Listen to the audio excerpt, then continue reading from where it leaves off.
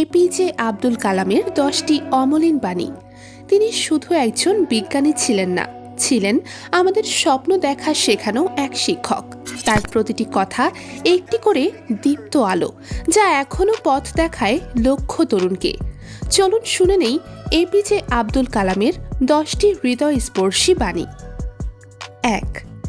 একটি ভালো বই যেমন 100 ভালো বন্ধুর সমান, তেমনি একজন ভালো বন্ধু একটি লাইব্রেরির সমান মূল্যবান। 2. সফলতার গল্পে হয়তো অনুপ্রেরণা আছে, কিন্তু ব্যর্থতার গল্পে লুকিয়ে থাকে সফল হওয়ার প্রকৃত উপায়। 3. স্বপ্ন মানে ঘুমিয়ে দেখা কোনো কল্পনা নয়, স্বপ্ন হলো সেটা যা তোমাকে ঘুমোতে দেয় না, তাই স্বপ্ন পূরণ না হওয়া পর্যন্ত স্বপ্ন দেখে যাও। 4. ভবিষ্যৎ বদলানো কঠিন, কিন্তু অভ্যেস বদলানো যায়, আর সেই বদলে যাওয়াই তোমার ভবিষ্যৎ করে দেয়। 5. তুমি যদি সূর্যের মতো আলো দিতে চাও, তবে আগে সূর্যের মতো পড়তে শেখো। 6. সবচেয়ে মূল্যবান প্রতিভা অনেক সময় লুকিয়ে থাকে ক্লাসরুমের শেষ বেঞ্চে, তাদের চিনে নিতে শেখো। 7.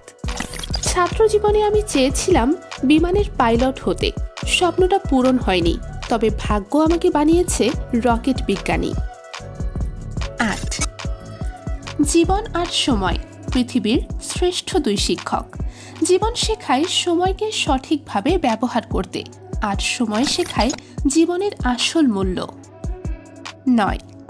চ্যালেঞ্জিং কাজেই থাকে আসল আনন্দ, তাই সফলতা পেতে চাইলে তোমার কাজটাও হওয়া উচিত কঠিন আর হৃদয় প্রাণ।